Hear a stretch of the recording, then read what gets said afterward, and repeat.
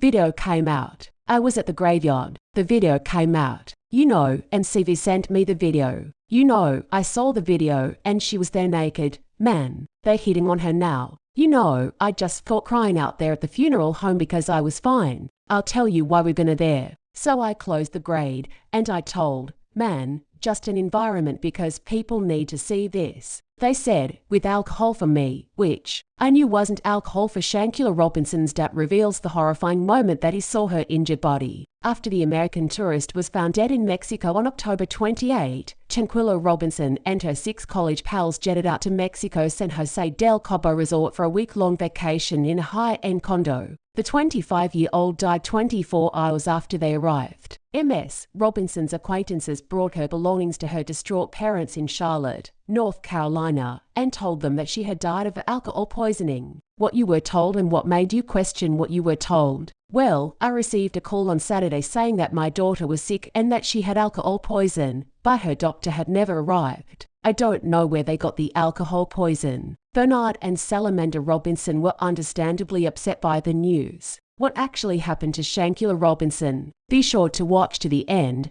because we're going to reveal every single detail about this disturbing case. On the weekend, members of Shanquella Robinson's support network gathered in North Carolina to show solidarity and demand answers. The Million Youth March of Charlotte and Salisbury Teen Advisory Board organized the rally on behalf of Robinson on Saturday, which was held at Charlotte's Little Rock AME Zion Church and drew hundreds of people. When his daughter's body was found at the funeral home, Bernard Robinson, the victim's father, said, when I saw it in that car seat and I saw the cut on her lip, I knew for a fact that they did some bodily harm to her. He further revealed his condition by saying that he stood there wailing like a baby. Baby, Daddy will bring you justice, I said to her dead body. According to reports, Bernard said, all I want is justice. I simply want the Mexican government and their consulate to put things right because they crossed over there onto your territory and carried out their plan and returned here. The court town of San Jose del Cabo, located on the southernmost tip of Baja California, is a popular vacation destination that welcomes around 3 million tourists from all over the world each year.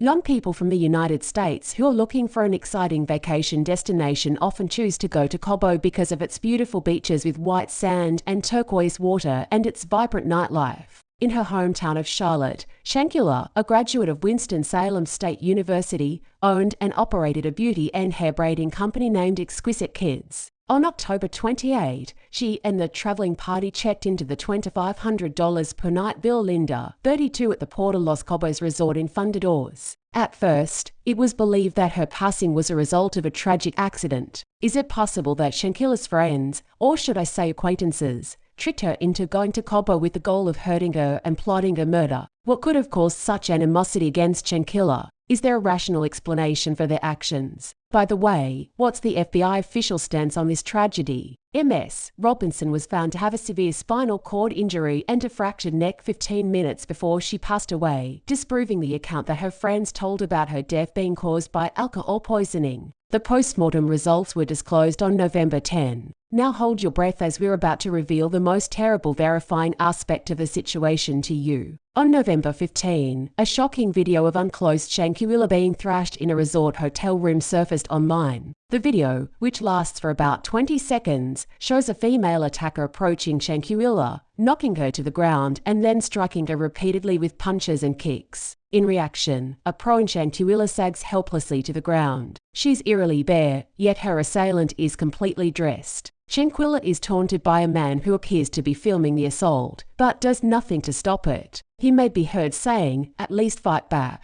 Something Quilla. Can you at least fight back? In an interview with TMZ, Shanquella's father, Bernard Robinson, confirmed that the person in the video was his daughter, and he expressed his opinion that the individual she mistakenly believed to be her friends planned the attack. He said, "My daughter's not a fighter, man. She's not a fighter. Not at all." When the distressing video of the incident hit the internet, people began using the popular hashtag #JusticeForQuella on platforms like Facebook, Instagram, Twitter, and TikTok in protest of the apparent lack of response from police. Since then, huge contradictions have arisen between the official story from Mexican officials and what others have alleged happened that night leading up to Shanquella's murder. Mexican officials declared that they were looking into Robinson's killing as a femicide. After the video was made public, the acknowledged its participation in the investigation on November 18. You must be wondering, what is femicide? Femicide, or the intentional killing of women because they're women, is the most severe type of gender-based violence. Can you picture yourself being murdered just because of your gender? Intimate and non-intimate femicide are the two types of femicide. The former murder describes the murder of women by their present or past lovers,